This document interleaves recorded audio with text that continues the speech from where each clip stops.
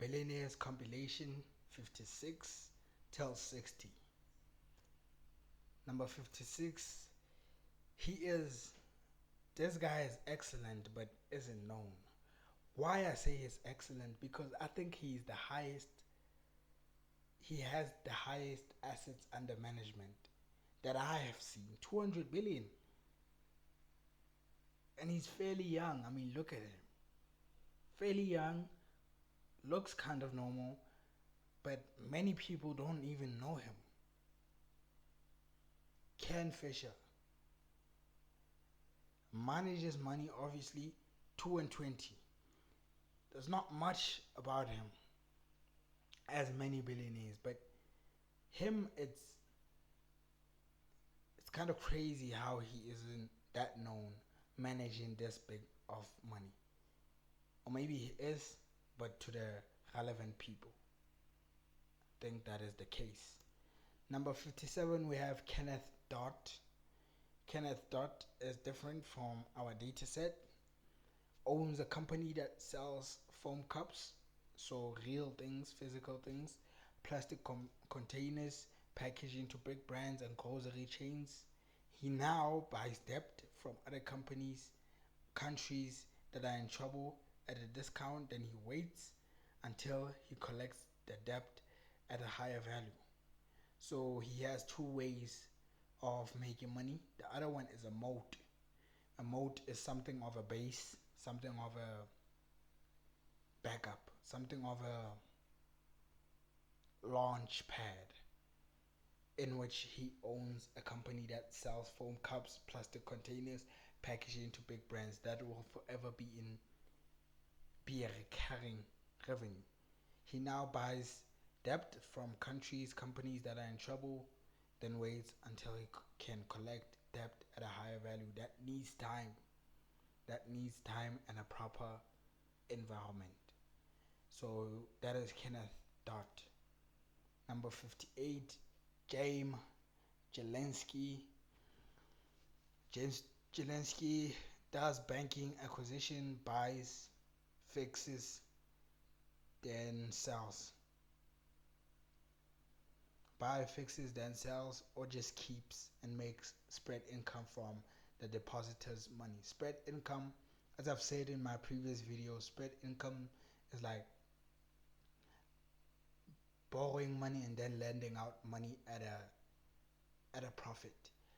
Let's say Banco GNB borrows money from the central bank at 3%, then lends it out to consumers at 5% interest rate. They keep the difference, which is 2%. That is what JAIME GILINSKI does, but it's much more complex than that. This is just an overview of what these geniuses, these billionaires do. Just an overview. Otherwise, if it was just that easy, that 1, 2, 3, okay, it's easy, everyone would be doing it. But maybe it is that easy and they're not doing it. Vincent BOLLORE, number 59, makes money from ports and shipping fees, packaging sales, advertising revenue. That's what you can say about Vincent BOLLORE. That's what he does, makes money from ports and shipping fees, packaging sales, advertising revenue. It really does not make a good mixture, especially the part of advertising revenue.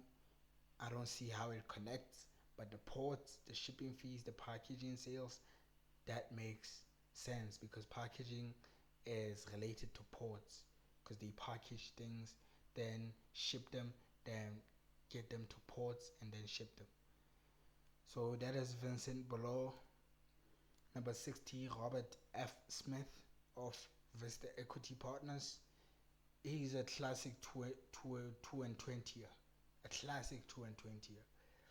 Raises money, institutional money, buys software companies, improves, sells, or keeps.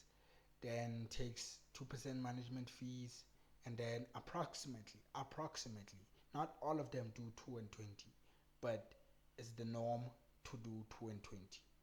So that is that. for this compilation. I hope you have learned something and not wasted your time. I have not wasted my time doing this. I am learning a whole lot, and I'm realizing some patterns. Some patterns I've realized is that fees makes a lot of money. Fees. If you can find a way to charge fees or to charge spreads or to charge in such a way that the income is recurring. And a good skill to have is raising money from institutional investors, institutions and governments and big companies, etc.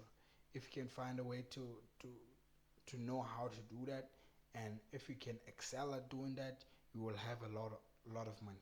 And I've realized that AUM, assets under management, is more important than most things, because if you have billions in AUM, there is no way that you will not be rich.